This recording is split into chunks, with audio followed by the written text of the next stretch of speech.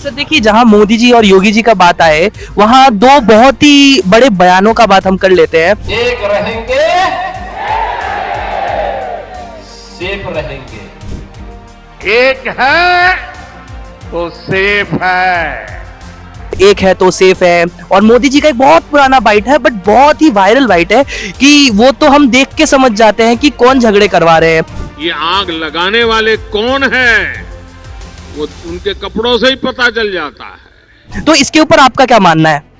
Sir देखिए, कटेंगे तो बटेंगे। मैं समझता हूँ ये चिंता की बात नहीं है। गवर्नमेंट इसके लिए चिंतित नहीं है कि वो जनता के अंदर किसी भी तरीके का ऐसी गतिविधि देख रही है जिसमें कोई मतलब समाज में टूटने का कोई प्रक्रिया को जोड़ना चाहती है, समाज एकजुट करना चाहती है।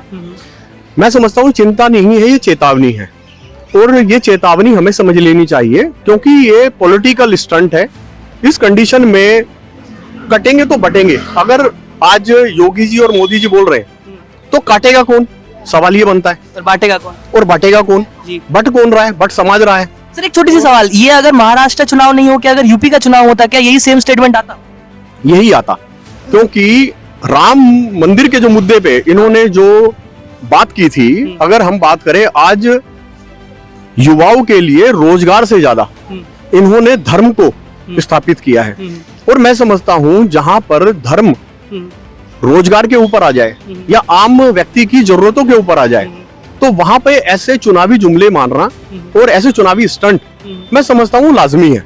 पर सर वही इंसान फिर ये कैसे कह दिए कि कौन झगड़े करवा रहे हैं, वो तो कपड़े देख के पता लग जाता है। सर कैसे भी करके काटने और बांटने की जो बात है बार बार वहीं जा रही है। यदि कपड़े देख के पता लग जाता है तो वहां भी मुसलमान टारगेट किया गया है। अगर कटने बटने की बात आ रही है, या तो आप एक हो जाइए हिंदू, आज एक हो जाइए, नहीं तो मुसलमान आपको काट देगा। सीधे इंडिकेशन यही आम आदमी के लिए। लेकिन मैं ये कहना चाहता हूं कि जो कटने और बटने की जो बात आ रही है, अगर सन 1947 से पीछे की लड़ाई में हम देखते हैं तो यहाँ पर इस देश की मिट्टी के अंदर सभी जाति और धर्म ने अपना अपना योगदान दिया है। यहाँ के अगर हर एक वर्ग ने, अपने धर्म ने अपने ऊपर उठकर इस देश की आजादी के लिए अगर लड़ाई लड़ी है, तो देश के संविधान में उनको सभी को बराबर का हक भी दिया गया है। आर्टिकल 19 अगर बोलने का हक एक हिंदू को देता है, तो आर्टिकल 19 मुसलमान को भी देता है। लेकिन मुसलमान यहाँ पर कटने और बटने की सोच नहीं रख रहा है। अब आप धर्म की बात कर रहे हो, मोदी जी ने काम तो किया है, सिलेंडर बस 1200 रुपए का है, अब कैसे ऐसे बोल सकते हो? सर मोदी जी ने 1200-1100 रुपए का सिलेंडर की अगर आप बात करें, उन्होंने फ्री भी बांटे हैं। उन्होंने फ्री भी बांटे। अगर मध्य प्रदेश के अंदर आप जाएं तो उन्होंने इसी बात पे अपने वहां पे सरकार बना ली कि वहां पे फ्री सिलेंडर बांटे गए। लेकिन मैं ये कहता हूं, सिलेंडर को भरवाने के लिए कितने रोजगार उन्होंने बांटे। आज अगर 1100 रुपए की बात है तो 1100 रुपए की एक कीमत है। उस कीमत को चुकाने के लिए लोगों के पास रोजगार नहीं है। आम आदमी अगर आज की डेट में अपनी रोजमर्रा की जिंदगी को अगर सामान्य तरीके से जीना चाहे तो उसको एक संघर्ष करना पड़ता है। उस संघर्ष से मोदी जी ने इनको दूर किया है। इन संघर्षों में अगर मोदी जी ने कतार को बढ़ाया है, घटाया नहीं है। आप इंटरनेशनल लेवल पे जाके देखिए कि आज हमारा जो गरीबी स्तर है वो नीचे गिरा है।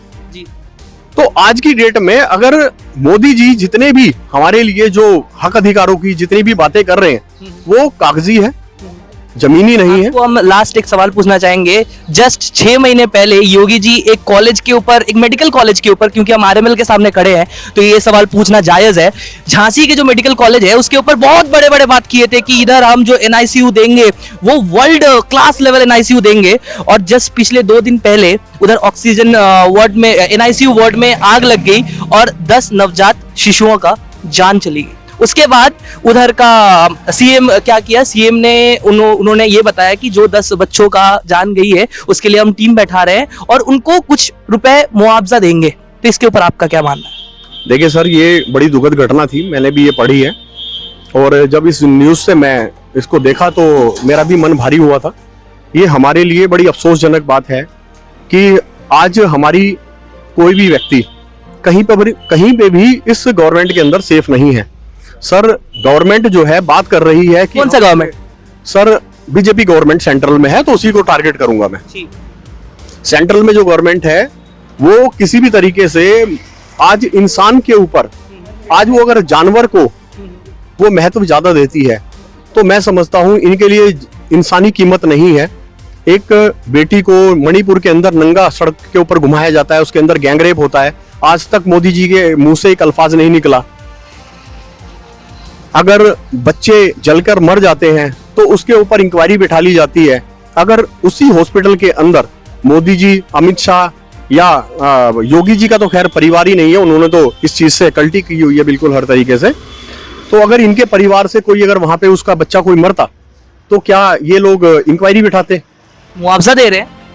तो मुआवजा मुझे भी दे दीजिए सर, क्योंकि मुझे ऐसा लगता है मेरी बहन जो मणिपुर में जिसको नंगा घुमाया गया था, अगर मुआवजे से उसकी इज्जत पूरी हो सकती है तो ठीक है सर, वो मुआवजा हमें भी दीजिए। सर बड़ी समस्या क्या है, आज का युवा डॉक्टर इंजीनियर तो बनना चाहता है लेकिन पार्लियामेंट की तरफ मुंह नहीं करना चाहता। जब तक इस देश का बच्चा नेता बनने की नहीं सोचेगा, लीडर बनने की नहीं सोचेगा, ये अनपढ़ क्रिमिनल लोग इसी तरीके से आके हमारे ऊपर ऐसे ही घात करते रहेंगे। हमारी बहन बेटियों को नंगा घुमाया जाएगा, हमारे बच्चों को रोड पे जला दिया जाएगा या हॉस्पिटल में जला दिया जाएगा, इनको कोई फर्क नहीं पड़ेगा। मुआवजे के नाम पे टुकड़े फेंक देंगे सर, क्या दिक्कत है, ले लेंगे मुआवजा। क्योंकि एक गरीब आदमी जो आज रोटी से तरसता है, उसको अगर 1 करोड़ 50 लाख रुपए मिल भी जाते हैं तो मैं समझता हूँ उसके 2-4 साल 10-20 साल अच्छे गुजर सकते हैं। बहुत बहुत शुक्रिया।